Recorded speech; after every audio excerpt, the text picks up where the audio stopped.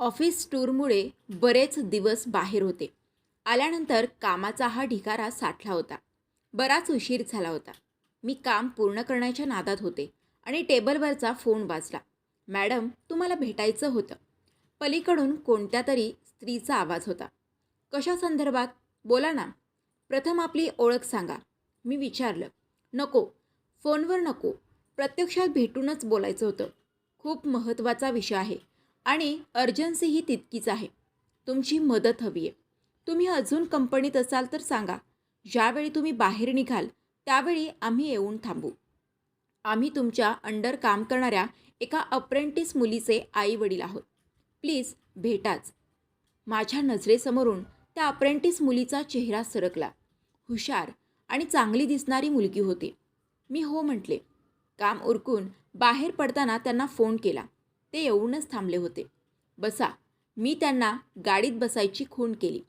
तिघेही गाडीत बसले. जवळच असलेल्या एका हॉटेलपाशी गाडी थांबवली. काय घेणार? मुलीचे आईवडील कमालीचे अगतिक वाटत होते. काहीच नको. चहा आणि सँडविचची ऑर्डर देऊन मी सरळ विषयालाच हात घातला. बोला, काय बोलायचं होतं? तशी मुलीची आई रडायलाच लागली. काय सांगू मॅडम, ही आमची एकुलती एक मुलगी.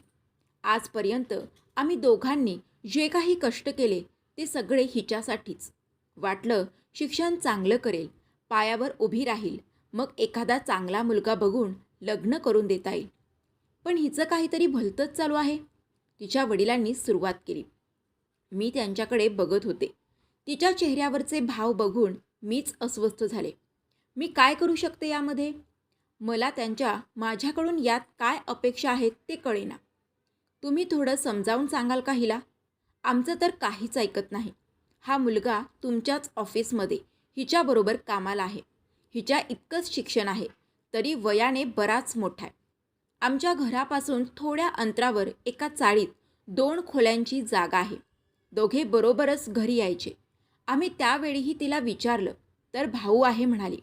त्याच्याबरोबर घरी येता येता प्रेमात पडली. म्हणते त्याच्यासोबत असताना आश्वस्त वाटतं, सेफ वाटतं. तो खूप समजून घेतो मला. खूप शांत आणि छान आहे. आम्ही हिला पार्ट टाईम डिप्लोमाला ॲडमिशन घेऊन दिली आहे. ही रोज कॉलेज सोडून याच्यासोबत फिरत राहते. आमच्याशी प्रचंड खोटं बोलते.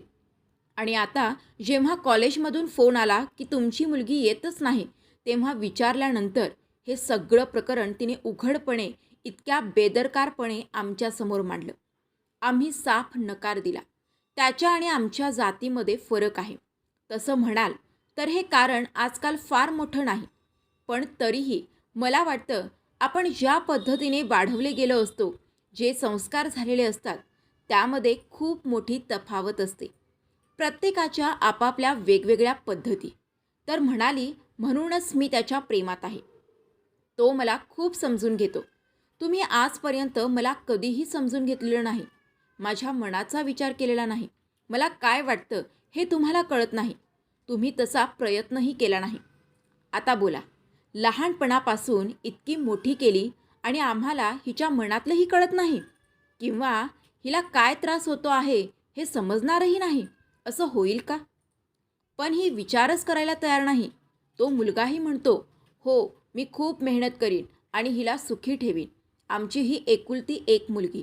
आर्थिक परिस्थितीही त्यांच्यापेक्षा चांगली आहे. शिक्षणाची बाजूही चांगली करून देण्याची तयारी आहे. कुठले आई वडील आपल्या मुलीसाठी आपल्यापेक्षा कमी आर्थिक परिस्थितीचा मुलगा बघतील हो? जेणेकरून उद्या मुलीला तिच्या आयुष्यात काही तडजोडी करायला लागतील. प्रेम करून लग्न करायला करून द्यायला ही आमची ना नाही. पण मुलगा किंवा मुलगी किमान स्वतःच्या तोलामोलाचे शोधावेत हो. यांनी त्या मुलावर आई वडील आणि बहिणीची जबाबदारी आहे. वडील थोडंसं कमवतात, कुठेतरी काम करतात. त्या 2 खोल्यांच्या घरामध्ये ते चौघेजण राहतात आणि तो मुलगा म्हणतो, आम्ही जे काही थोडं थोडं असेल ते वाटून घेऊ, पण तिला सुखी ठेव. मुलगी या शब्दांवर भाळली आहे. मुलगा वाईट आहे असं म्हणत नाही, पण किती कष्ट करेल. ही ज्या पद्धतीने वाढली आहे त्यात तिच्या सगळ्या अपेक्षा पूर्ण करताना त्याची दमछाक होईल. आयुष्य हिला सांभाळून घेताच जाईल, किंवा कंटाळून तो हिला सोडून देईल. यामध्ये फक्त हे दोघेच नाही तर 2 कुटुंब भरडून निघतील. बरं, वय असं आहे की हातही उगारता येत नाही. हात उगारला आणि आपण काही खूप जास्त बोललो तर हे काय निर्णय घेतील, घरातून पळून जातील, कशी वागतील हेही सांगता येत नाही मॅडम. या वयात आलेल्या मुलींचा फार मोठा प्रॉब्लेम आहे आईवडिलांना. मुलाची आई म्हणते, तुमची मुलगीच रात्रभर फोन करून आमच्या मुलाशी बोलत असते. तुम्ही मुलाला बोलण्यापेक्षा स्वतःच्या मुलीला सांभाळा पहिल्यांदी. तिला वळण लावायला कमी पडला म्हणून तर हा प्रॉब्लेम आहे. कसं करायचं? आई वडिलांकडून गाड्या, पैसा, शिक्षण सगळं घेतात या मुली आणि नंतर त्यांनाच विलन समजतात. त्यांना प्रेमातली आडकाठी समजतात आणि सरळ सरळ आई वडिलांच्या कुशीतून उठून समोरच्या बाजूला विरोधात जाऊन उभ्या ठाकतात. तुझ्यासाठी किती केलं आतापर्यंत, काय नाही दिलं तुला, असे शब्द वापरले की आपल्यालाच हे कर्तव्यच आहे म्हणूनच शिकवतात. किती समजून सांगतो हिला, पण हिला अक्कल येत नाही. तुम्ही काही मदत करू शकाल तर फार बरं होईल. मुलीच्या आईवडिलांनी हात जोडले होते. तिच्या चेहऱ्यावर मात्र कुठेही आपण काही चुकलोय, काही भलतंच करतोय याचा मागमूसही नव्हता. त्या अगतिक आई वडिलांना आणि बेदरकार भाव घेऊन वावरणाऱ्या मुलीला चहा पाजून खायला घालून त्या मुलाशी बोलून बघते असं सांगून घरी पाठवलं. गाडीत बसले आणि विचारांचं चक्र सुरू झालं.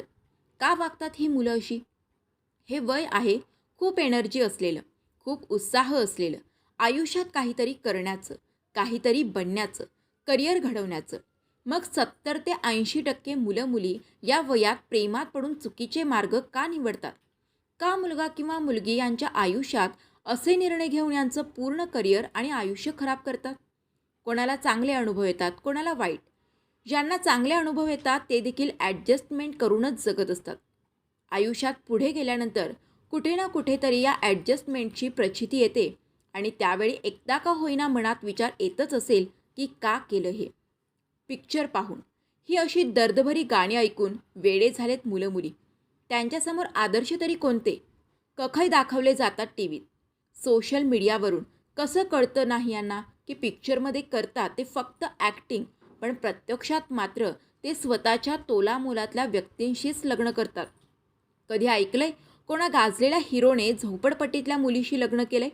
किंवा कोणा प्रसिद्ध हिरोईने प्रत्यक्षात एखाद्या चाळीतल्या मुलाशी लग्न केले? माझे याच्यावर प्रेम आहे म्हणून? नाही. प्रचंड पैसा घेऊन हे ॲक्टिंग करतात आणि पिक्चरमध्ये त्यांचं लग्न किंवा प्रेम कसं सक्सेसफुल झालंय हे दाखवतात, किंवा त्या दोघांना किती मोठा विरह सहन करावा लागतोय हे दाखवतात. कुठल्याही पिक्चरमध्ये या वयात येणाऱ्या मुलामुलींचे करिअर घडवणे, फोकस्ड असणे, त्यासाठी प्रचंड मेहनत करण्याची तयारी असणे हे दाखवलं जातं. एखादा मुलगा किंवा मुलगी जी करिअरसाठी एखाद्या मुलाला सांगते की नाही बाबा, तुझं आणि माझं जमणार, आपल्या राहणीमानात, आपल्याला वाढवल्या गेलेल्या परिस्थितीत खूप तफावत आहे, हे नाही जमू शकत, आपण दोघेही एकमेकांबरोबर नाही खुश राहू शकत. का मुली अशा भिन्न परिस्थिती असलेल्या घरातील मुलांबरोबर जाऊन 2 खोल्यांमध्ये संसार करायची स्वप्न बघतात? तर का मुलं अशी कोणती तरी मुलगी आपल्या घरात आणून तिला त्या घरात फिट करण्याचे प्रयत्न करतात. आई वडिलांच्या पैशांनी गाड्या घेतात, त्यामध्ये पेट्रोल भरतात आणि मग फिरतानाचे रील्स तयार करून सोशल मीडियावरती टाकत बेबी हबी म्हणत लाईक्स घेत राहतात. का होत आहे हे सगळं? का विचार करू शकत नाहीत हे? कुठले आदर्श आहेत यांच्यापुढं? सिरियल किंवा फिल्म, गाणी, हे असे मोबाईलवर येणारे रील्स कुठे घेऊन जात आहेत त्यांना? का नाही एखाद्या पिक्चरमध्ये लग्नानंतर श्रीमंत घरातून चाळीत येणाऱ्या मुलीची परवड दाखवत? का नाही एखाद्या पिक्चरमध्ये तो मुलगा तिच्या अवास्तव अपेक्षा पूर्ण करता करता आयुष्य बर्बाद करून टाकतो हे दाखवत? का नाही त्यांच्या दररोजच्या संसारातल्या कटकटी आणि त्यांना कराव्या लागणाऱ्या तडजोडी दाखवत? हे दाखवलं गेलं पाहिजे. बरं, आजकालचा ट्रेंड आहे, यांचे अफेअर्स पण लग्नापर्यंत जातीलच याचाही भरोसा देता येत नाही. आई वडिलांनी कसं काय आणि किती सांभाळावं? प्रश्न तर अगणित आहेत आणि अनुत्तरही. खरंच याबाबतीत प्रत्येकाने विचार करण्याची गरज आहे.